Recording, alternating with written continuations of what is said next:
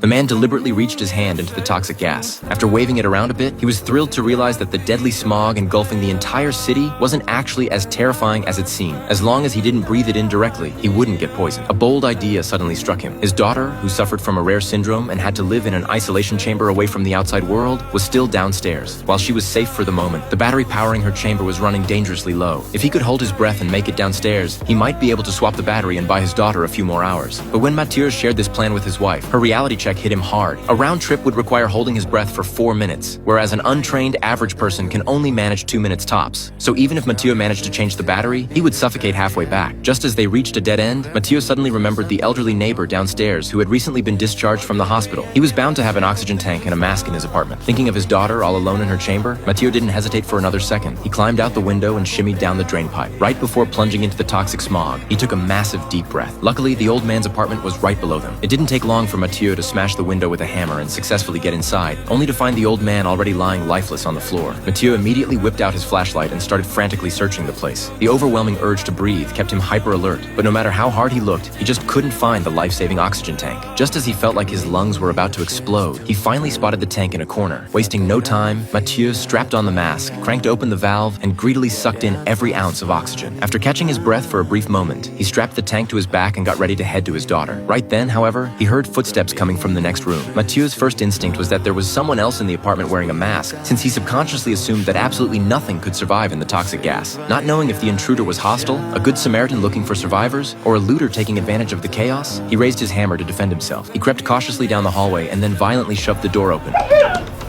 Mathieu couldn't figure out how a little dog was still alive. The only logical explanation was that the gas only affected humans. But as he stepped further into the room, he noticed a slightly larger dog lying dead on the floor. Mathieu was momentarily baffled, but playing detective wasn't his top priority right now. His daughter was still waiting for him in her bubble. Once back at his own apartment, Mathieu quickly swapped out the battery. After a few quick words of reassurance, Mathieu didn't head straight back up to the roof. He still had plenty of oxygen left. He figured if he didn't go downstairs to scope things out right now, his whole family would likely end up trapped and left to die in the building once the air supply completely ran out. However, instead of turning things around, Mathieu's decision ended up plunging his family straight into a nightmare.